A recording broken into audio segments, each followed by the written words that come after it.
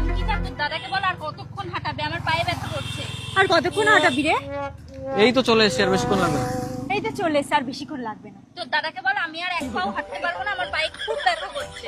বৌদি হাঁটতে পারবে না, বৌদির পায়ে ব্যথা করছে। ও যদি পায়ে ব্যথা করে ও থাক, আমরা যাই। বৌদি তুমি কি থাকবে? তাহলে আমরা যাই।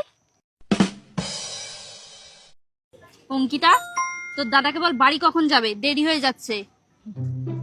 এ দাদা, বাড়ি কখন যাবি রে? দেরি হয়ে যাচ্ছে। দেখছিস তো কথা বলছি, 5 মিনিট পরে যাচ্ছি। দেখছো তো দাদা কথা বলছে, 5 মিনিট পর আসবে।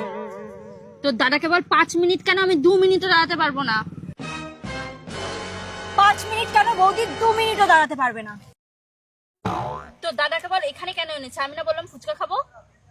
দাদা, বৌদি ফুচকা খাবে। ফুচকা এখানে পাওয়া যায় না, দেখলি না মোড়ের মাথার দোকানটা বন্ধ ছিল। বৌদি মোড়ের মাথার দোকানটা বন্ধ ছিল। তোর দাদাকে বল আমি জানি না, আমি বলেছি যখন ফুচকা খাবো আমি ফুচকাই খাবো। দাদা, বৌদি ফুচকাই খাবে। তাহলে কি আমি ফুচকা বানাবো এখন? দাদা কি ফুচকা বানাবে? অত শত আমি জানি না। তোর দাদাকে বল ফুচকা খাবো যখন বলেছি, তার বাইরে অন্য কিচ্ছু আমি খাবো না।